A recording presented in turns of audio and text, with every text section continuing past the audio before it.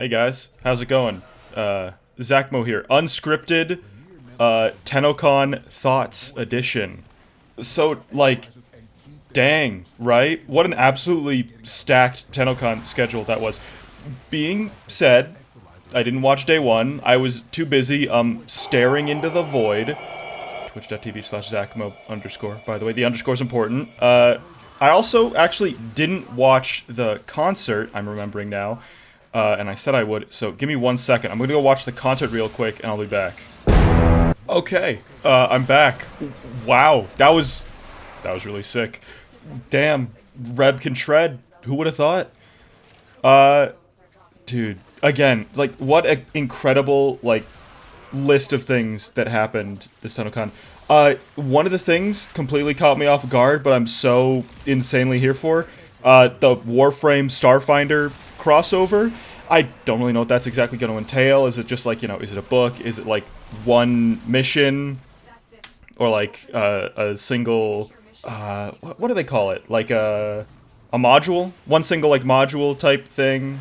Like you sit down for like one session, maybe 3 sessions, go through that. I mean, whatever it is, right? It's like a base point upon which you can like someone, not naming names here, could like go through and then like make a more, build out more Warframe stuff and do like a Warframe focused campaign, which is something I've wanted to do for like a really, really long time. Haven't really played Starfinder before myself. My only real experience with like Pathfinder is like 2 hours I spent in Pathfinder Wrath of the Righteous before I got scared off. But they were good. They were good hours. I enjoyed my time. Might go back there sometime. But yeah, no. I like Tabletop. I like Warframe. Hope to be able to, like, merge those two things together. Alchemy reference. And do something with that in the future.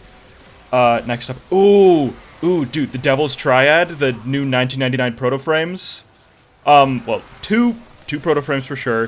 The third one, I think it might be Uriel. It might not. Maybe it's the mushroom guy. Who knows? It's probably gonna be Uriel. But dude, Harrow looks sick. Wisp looks insane. None Wisp human art is gonna it's gonna hit the internet at large like a sledgehammer, basically. I fell to my knees in real life when they like revealed that Wisp Proto was real, and slightly got up a little bit when they revealed she was French, but it's fine. It's fine. No one's perfect, okay? I think it's neat that DE's still like, putting out more 1999 stuff along with, well, spoilers, all the, old piece stuff that they're working on. I'm interested to see if they can like strike a balance, right? Between these like huge sci-fi set pieces, like, new areas, new locations, but also like, keeping what works from 1999, which isn't necessarily to say like, sticking to 1999, but, finding a balance. I don't know. I'm not a game developer. I'm not a writer. It's all smoke and mirrors. One day this whole illusion's gonna come crashing down around me. But yeah, Uriel, insanely sick looking Warframe. I really, really like the sort of the devil motif. The fire on the concept art, I don't know if like the fire that was like black flames with like yellow orangey highlights.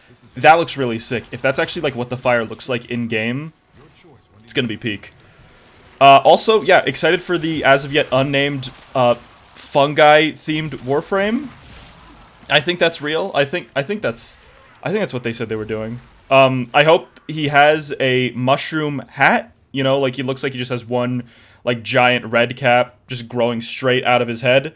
Otherwise, I will absolutely riot. Now, there was the sound design panel and the narrative design panel between this and the old piece, but I want to talk about the old piece first because I got some things to say on the creative design process stuff that I want to save for the end. Old piece, dude, insane, right? Like I said before, I'm excited to see like taking the writing team and style that's been developed through 1999, and I guess to a lesser extent stuff like the Cavia, like these really like character focused smaller stories that are like real like feel good but also really tug at your heartstrings stuff. I'm excited to see how they bring that into not the Old War, surprisingly. Like, a time pre-Old War, but post a different war? Maybe it is post-Old War? I don't know. It's, like, continuity stuff. I'm excited to see them bring that to, like, the High Orkin Empire. And, like, sentients, Warframe, Orkin, all that stuff. And speaking of that, it's really cool to see this stuff, like, in person, right? Like, the actual peak of the Orkin Empire. You got the Prime Grineer walking around. When I was watching this live, I was, like, omega confused, you know? I was like, is this... Are we in the future? Are we in the past? Ballas is here. My going theory while I was watching through this with my chat was like, maybe this is some sort of like alternate future, because I had it in my mind that we didn't, well, that the humans never made it to Tau, but I guess that was never outright confirmed, right? There might have even been lore that like outright said people were going to Tau. I think it was like a Mag Prime Codex entry, right? That, like, loosely mentioned a group of soldiers being, like, sent across a solar rail, across, quote-unquote, the gap to, like, the home where our enemy waits or something, which it really seems like it has to be Tau, right? So I guess we were at Tau. But, I mean, also, that one line that Adis says where it's like, no, it's the operator says to Adis, where it's like, can you believe our people were at war? That threw me for the biggest loop imaginable, because I'm like, what? There was a war? But there's also a peace treaty, so I have to assume the timeline's something like, right? The sentients go to Tau, or the 10-0 goes to Tau, because that happened before the sentients, I think? Not important. The sentients go to Tau, the Zarman 10-0 attempts to go to Tau, the Tenno get created, all their trauma, they get put in Warframes, yada yada yada. I mean, yeah, no, because the Warframes were designed to fight against the sentients. So there evidently was a time when the Orkin Empire reached a peace treaty with the sentients, which led to all this stuff that's seen in this trailer, right? Of, like, the Warframes having a friendly spar with the Hunhuluses, your Tenno having a friendship with Adis, there being an entire, like, alien academy in orbit above Tau. Cool, by the way. Love a academical battle school setting. Hope they do something interesting with that. I mean, figure they will, right? What is it? New focus school abilities. That's pretty sick. Big sword. But right, getting back on topic. I think it's really interesting to see like this different angle of the conflict, right? Because this is something we had no reason to believe existed, right? It was sort of just like, at least the belief was, the sentients became sentient when they went to Tau, they declared war on the Orkin Empire, and then they decided to fight them forever. But evidently that's not the case. Now, what happens to this peace treaty, right? I assume that's what we're going to find out in the old peace. Does something happen that sparks the old war? Did the old war happen before the old peace, and just like this like lasting peace sort of just like sat until present day when the new war happens? Who knows? Will Pazul make an appearance? Will we figure out what the hell the 4 animals are? Maybe. I don't know.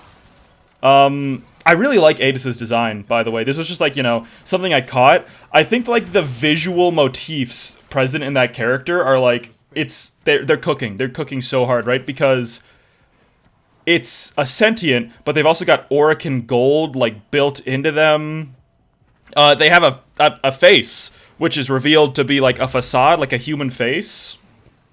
Which, I mean, I guess that like sort of hints at like maybe Adis is a new design of sentient, designed to be like to bridge the gap, both metaphorically and physically, with the Orkin Empire by like, you know, being more human, maybe. And then like the fact that they throw that mask off after the operator, the Tenno, kills their friend, is cinema. Put my hands up, just like the Martin Scorsese meme. Really excited again to see where all that goes. Operator rework, maybe not rework. Maybe they're just like adding on stuff. The cool sword looks awesome. I'm wondering how that's gonna have like a, like, is that gonna, or am I gonna pull out the giant Narumon sword in like an extermination mission? Am I gonna just like swing that shit and it's gonna go through an entire level? I'm excited to see what it is. More like passives and stuff, more abilities, always cool. They called it an ultimate, right? So I assume like each school is gonna have its own ultimate ability. I kind of hope the Xeneric one is just like really like ass. Just because like people already just like blindly use Xeneric. It would be really funny. It would be really funny if like the Xeneric one was just like the most mid ultimate and everyone still was just like, well, I guess energy's energy. I guess I gotta do it. Nah, excited to see all that, you know. I've maxed out all of my focus schools as of like, you know, I think a couple months ago, so I'm excited to see if they add more stuff onto that. What else have we got here? Ooh, it was a vibe check to see that Caliban is already being primed, because Caliban came out with the release of the new war, which was like the thing that we were waiting for the longest time to start out Warframe with. Like, well, not to start out with Warframe, but like there was a 5-ish year period where like DE was like, all right, here's the Apostasy prologue, here's this, here's these events, all right, here we go, new war, and then it happened, and then we've been cruising on after that, and that's already like 4 years ago. It hurts. It hurts. The passage of time is real, guys. Never look at the clock. Never look at a calendar ever. Live based on vibes. Right. So you may recall in my previous video where I stated something like, if we don't get Necramechs when we go to Tau, we're probably never going to see this system again. And, well, I'm sure you all have probably noticed that, there's no Necramechs on Tau, as well as, well, you don't use an Arcwing in space at all, or even a spaceship. You just get launched down to the planet. So there's no Railjack, there's probably no Arcwing, there's probably no Necramechs. I mean, I don't know, like, what point of the timeline are we at right now, right? Because War with the Sentients has already happened once, which means the Infested was created, which I assume means that the family Entrati is, like, sitting in the form of, like, tomato paste inside the now infested Deimos. So Necramechs probably exist at this point in the timeline. That's cope. That's definitely cope. But I do think I will forgive DE for everything if they let us transference into a Hunhullus, like one of those giant sentient robots. Like, that would fix a lot of things. It does make you feel self-consciousness about your 5 form of Bone Widow that you just finished maxing out. That's like what? The Bone Widow's like 20 feet tall, 15 feet tall. And then like there's the giant, you know, skyscraper-sized War Machine. That's kind of that kind of makes you feel a little bit inadequate, but I digress. Okay. So that's that. And let's go back a little bit. The sound design and narrative team panels, dude, that was inspiring. Just to, like, sit around and watch these people talk about, like, you know, these people, like, the apex of their, like, creative, you know, capacity, like, putting out, like, yeah, just, you know, check this out. For the sound of, like, a helicopter in the background of 1999, which is, like, you know, a sometimes sound effect that just is designed to fade into the background so you don't notice it, so it just improves your passive, like, ambience of the scene. Like, all the different, like, Foley sound effects, all the different, like, filters and things they put onto it. It's crazy. It's crazy because, like, I've messed around with audio balancing for my videos, and I know how little I know. And just to see them, like, effortlessly, well, seemingly effortlessly, right? It took a lot of time, the whole, you know, 5 years of learning for a 15-second result.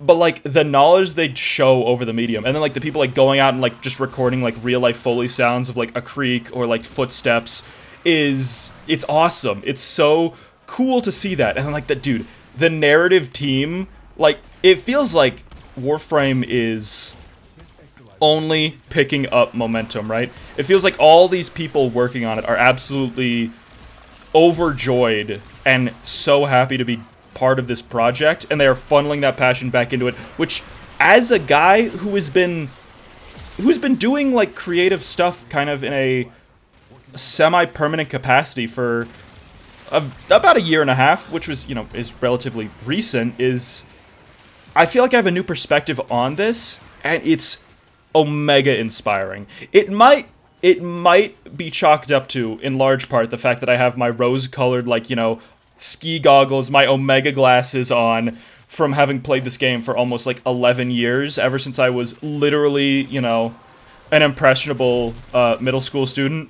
But just, it's to see like the growth and to see like this thing that I love be so cared for and have such creative people like in control of it it's just really inspiring, man. And I'm excited. I'm excited for the future of Warframe. I'll say that. Like all of this, you know, the creative stuff, the trailers, Wisp Nun, the unnamed Mushroom Frame, who I really hope has a funny mushroom hat. I'm hyped for all of it. So, yeah. I think that's all I got, actually. That's, wow. Last year's Zach Mo Tennocon recap video was like 20 minutes. This one's only coming out to like 17, 16. Am I getting better at saying what I want to say? Maybe. Anyways, thank you guys for listening to this. If you've listened to this, thank you. Do I talk about myself? Okay, we're gonna talk a little bit about me here. It's been a really cool journey. Like all this, like I made Warframe content as a high school project for my freshman year, and that was my first ever like YouTube thing. Like I made it a project. It was a self-directed thing. I was like, I'm gonna learn how to video edit. I'm gonna make a video on my favorite game of all time, Warframe. And I did it, and I just sort of like, you know, I think I stuck with it. I sort of kept doing it. I took a little bit of a break from Warframe around, you know, pandemic times, but when I came back and just like immediately the first video I make coming back to Warframe like does so well, it's been a cool ride. I'm looking forward to more of this stuff in the future. Anyways, that now it's really over. Now I hit the sentimental rambling phase. I'm not doing any more of that. You guys have a good whatever day it is when this is coming out. See you in the next Modding in a Minute, where I will discuss how to mod the Stug to deal 10 fucking gorillion damage and absolutely explode Steel Path Commander Vor. Yeah, there we go. Alright. Fucking send it. Close it. End project. End file.